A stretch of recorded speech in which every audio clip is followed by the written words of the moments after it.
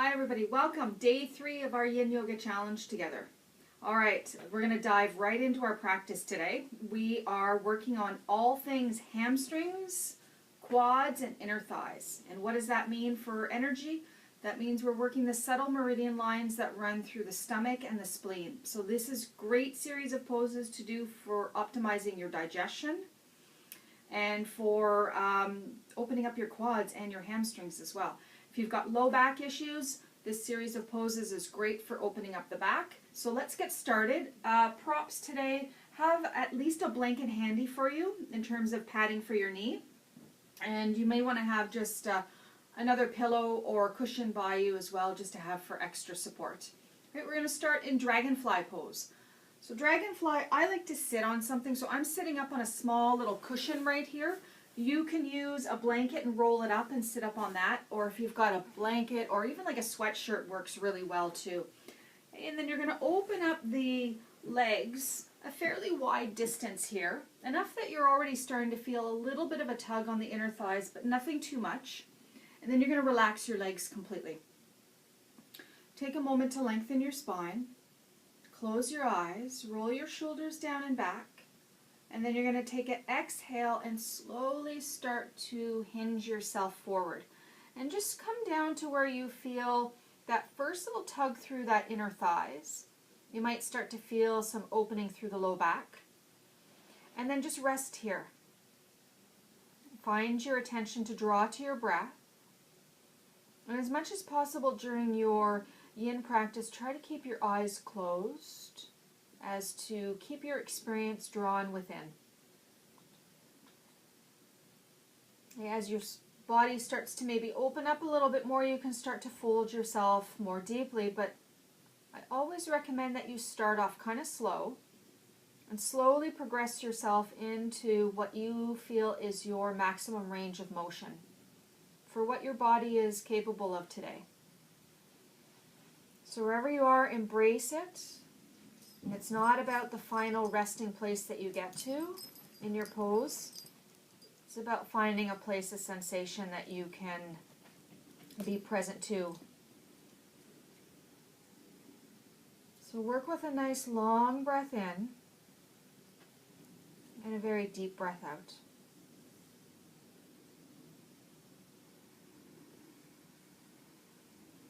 Keep your mind drawn on your breath. And when it starts to wander, you just slowly start to bring yourself back.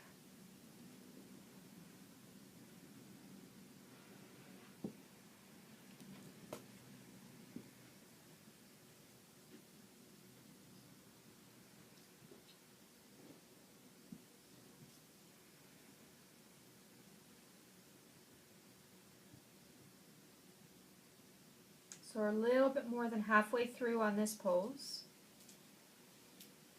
That slight little compression through your internal organs is what's helping to stimulate and optimize the function of your stomach and your spleen. And the tug along through the inside of your thighs is also directing that energy upwards towards those organs.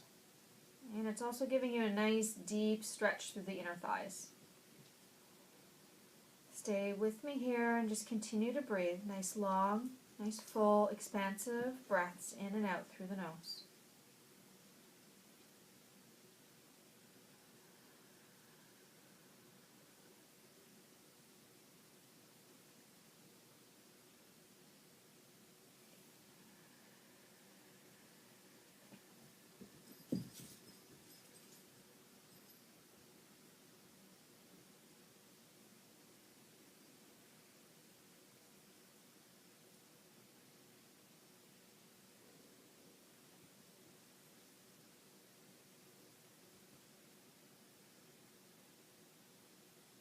And we're here for about another 15 seconds. That's about another couple of really deep breaths here.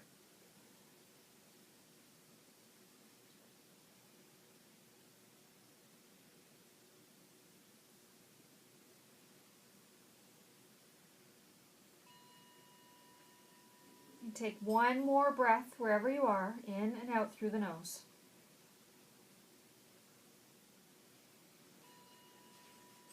And then on your next inhale, slowly lift yourself up. Lengthen up your spine at the top and take an exhale breath. And then take one more deep breath in and long breath out. Gently start to lean back a little bit, bend the knees, and carefully walk your legs in. And give your legs a nice little shake here. And then head over to a tabletop pose for our next one, which is probably my least favorite and probably most of your least favorites, dragon pose. But it is such a necessary pose to open up those quads, and it's especially good for releasing the low back and optimizing the digestion for those stomach and spleen organs. So let's start by having some padding for the right knee. You're going to place your right knee down and then walk your left leg forward so that your knee is in line with your ankle. Now if your hands don't reach the floor comfortably, you can either stack fists, or if you've got some props here, either some blocks, books work really well. You can just place those there and place your hands onto them, or you can even come up onto your fingertips. Okay, the idea here is to let the pelvis sink down, to relax the shoulders, and especially the jaw, and now deepen your breath. We're here for a couple of minutes in this pose, so embrace it. And I always recommend that you focus on your exhale breath in this pose. As the heat starts to get a little bit deeper and stronger in your body, you want to take those longer, deeper breaths out to release that excess heat. Try as much as you can to keep the jaw, the face soft, and the breath flowing.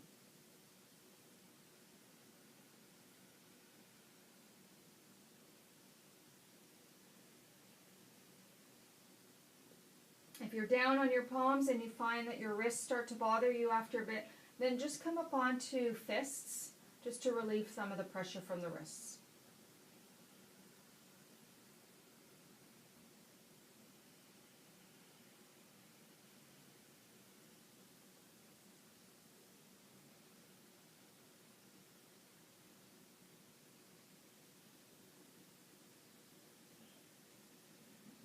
Good news is we're down to less than a minute in this pose. Stay with me here.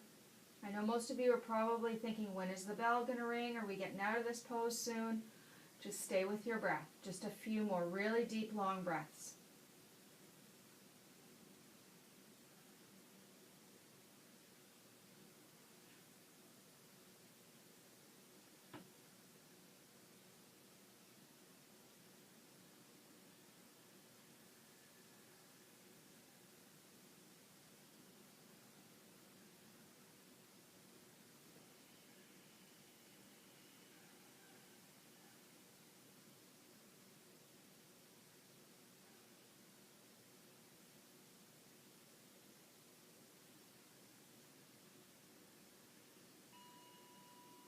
Stay here, take one full breath in, one full breath out,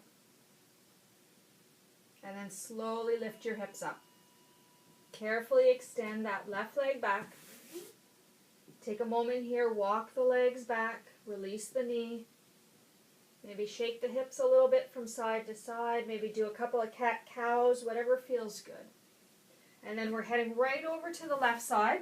So reposition your blanket so that you can support your left knee down and take your right leg forward. Again, line the knee up with the ankle. And on your back knee, try to avoid resting right on the knee. Sort of roll your weight slightly forward so that you're on the top part of your knee as opposed to right on it. And then again, close the eyes. Drop into the breath. And already knowing what your experience was on the other side, just let that go, because it's often not the same experience. We are not typically balanced from one side of the body, so assuming and feeling that our experience is going to be the same isn't necessarily the case. So just embrace where you are. Keep your eyes closed so that you're drawn within your own experience, your own body. Stay with your breath.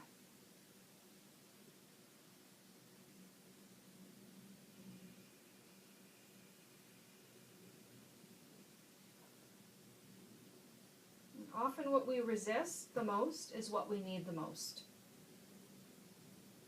So try to think of this pose as offering yourself exactly what you need. A great stretch through the front of your quads and optimizing the function of your stomach and your spleen. Opening up your low back and just releasing tension in through that hip area, especially the hip flexors. If you tend to have a sedentary lifestyle or you're sitting at a desk most of the day, this pose is really beneficial for opening up your hips and your low back.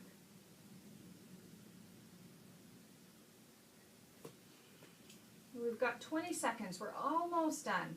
So take a couple of more really deep breaths and really focus on that exhale.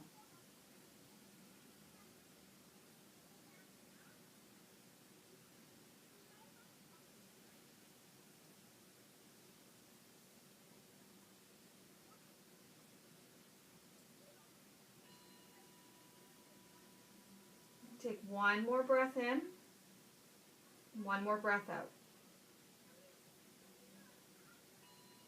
Now slowly, very carefully, lift your pelvis up, slide that right leg back. Okay, dragon is over. Take your props over to the side, take a moment here, do a couple of cat-cows. Couple of really nice deep breaths here, let it go.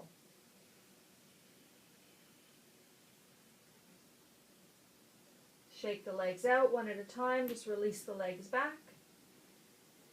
And then make your way onto your back. We're heading for Shavasana. So come and lay down flat, support yourself as you need to for your Shavasana. Take your arms so that they're resting a few inches away from your body. Palms face the sky. Either keep your knees bent to support your low back or extend the legs fully. Once you land here in Shavasana, just take a nice full deep breath in and a long breath out, and then just let the breath go. Let the body rest. Let the mind be quiet. Take as much time as you need here in your Shavasana. If you've got a few extra minutes to spare today in your practice, then I encourage you to linger a little bit longer in your Shavasana. And when you're ready to come out, just slowly roll to your side and make your way to a seated position.